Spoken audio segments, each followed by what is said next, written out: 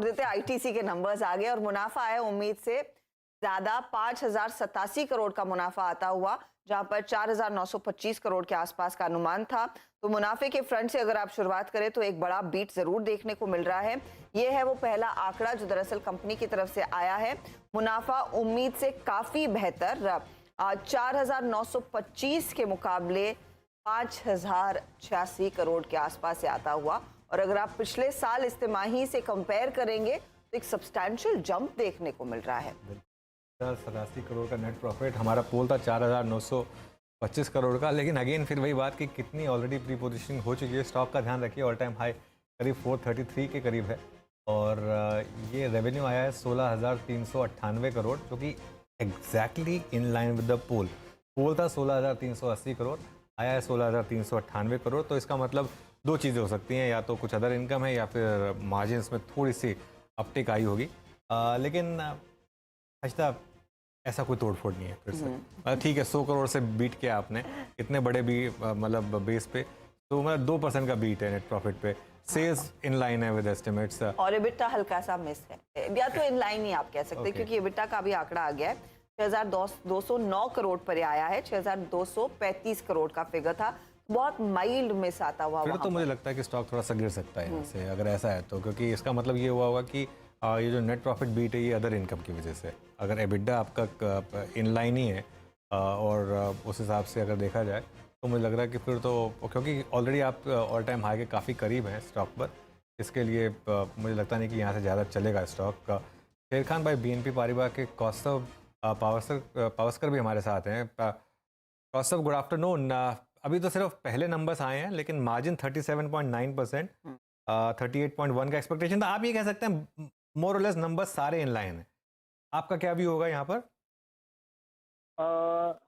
Yes, numbers तो largely in line है। So expectation था कि थोड़ा मार्जिन एस्टिमेट से बेटर आ सकता था, but I think it's more or less in line with what we and street were anticipating for the quarter. लेकिन ये प्रॉफिटेबिलिटी का जो आंकड़ा आया है ये थोड़ा सा हमारे एस्टिमेट से बीट है। क्या आपको लग रहा है कुछ ऐसे एडिशनल एक्सेप्शन होगा जिसके चलते ये प्रॉफिट में इजाफा? अच्छा, सिगरेट बिजनेस की आय के आंकड़े भी सामने मैं आपको मेंशन कर देती हूँ।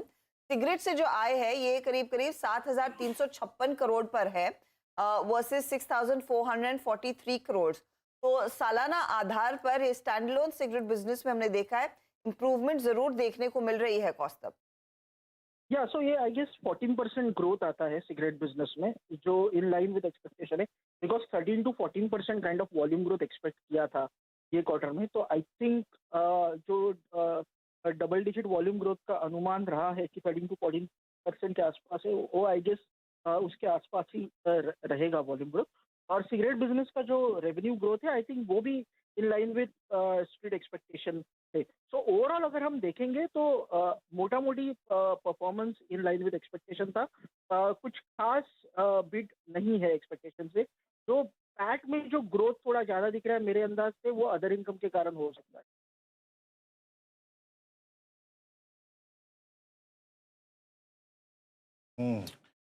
ओके, बट एक मार्जिन्स में कैसा आपका एग्जैक्टली फाइनल आउटलुक क्या होगा? I mean consider the fact जो कि उन्होंने मैनेजमेंट ने कमेंट्री की थी, मतलब कमेंट दिया था कि worst of inflation is behind us.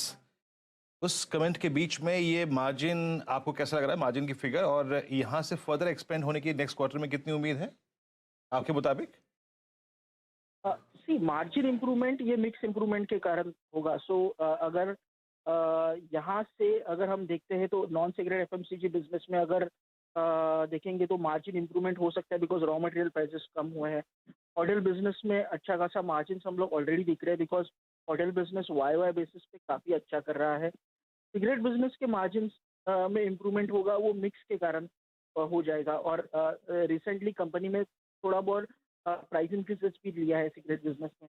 हालांकि हम उसका वॉल्यूम्स पे इतना ज़्यादा ये नहीं दिख रहे हैं, इम्पैक्ट नहीं दिख रहे, बट मुझे लग रहा है कि यहाँ से मार्जिन इंप्रूवमेंट के drivers would be the improvement in the margins of the non cigarette FMCG business और होटल बिजनेस जो अच्छा खासा करे, और सिगरेट बिजनेस के मार्जिन भी मुझे लग रहा है कि ऑन अ वाई बेसिस काफ़ी अच्छे रहेंगे। कंपनी में तो होटल बिजनेस भी है और होटल्स में हमने देखा 101% तक की ग्रोथ देखने को मिल रही है। एस्टिमेट था 40 to 50% तक के ग्रोथ का, तो होटल रेवेन्यू में बहुत सॉलिड परफॉर्मेंस देखा गया है, उसका भी एक एडिशनल फायदा। लेकिन अगर आप देखें आईटीसी में अलग अलग बिजनेसेस है, पेपर के कारोबार के आंकड़े कुछ देर में आते हुए दिखाई देंगे। होटल्स का कंट्रीब्यूशन अनडाउटेडली बहुत मजबूत है। Cigarette has done fairly okay. Kaustam, अब सवाल ये है कि यहाँ से आगे अब स्टॉक का क्या होगा, क्योंकि ये लार्जली स्टॉक अपने 52 वीक हाईज पर ही ट्रेड करता हुआ दिखाई दिया है हाल फिलहाल में। अब नतीजे आ गए हैं, अच्छे नंबर्स के एक्सपेक्टेशन में तेजी थी, अब वो नतीजे भी अब फैक्टर इन हो जाएंगे। अब करंट लेवल से स्टॉक किस तरह के रिटर्न्स दे सकता है? देखिए, तो करंट लेवल पे भी अगर हम देखेंगे, अगर पीयर के वैल्यूएशन से आईटीसी का तो डिस्काउंटेड वैल्यूएशंस पे ट्रेड कर रहा है। यहाँ से जो ग्रोथ प्रोस्पेक्ट है ऑल इट्स बिजनेसेस में काफ़ी अच्छे ग्रोथ प्रोस्पेक्ट है। अगर हम देखेंगे नॉन सिगरेट एफएमसीजी बिजनेस, वो 15-16% का ग्रोथ कर ही रहा था, despite the fact there was a demand uncertainty. यहाँ से एक्सपेक्ट अनुमान यह है कि रूरल में रिकवरी आएगी, डिमांड इंप्रूवमेंट होगा, overall industry volume growth improve हो जाएगा, तो obviously non cigarette FMCG business का भी परफॉर्मेंस इंप्रूव हो जाएगा। सिगरेट बिजनेस हम एक्सपेक्ट कर रहे हैं कि growth momentum will continue. Hotel industry overall अगले 2 साल अच्छा करने का अनुमान कर रहे हैं, तो ऑब्वियसली उसका बेनिफिट होटल बिजनेस पे होगा। Agri business, last year there was a high base because of the higher export, but मुझे लग रहा है कि agri business will get stabilize over the period of time. And paper वो packaging business वो भी अच्छा करेगा, तो ओवरऑल मुझे लग रहा है कि double digit earning growth trajectory रहेगी आईटीसी के लिए।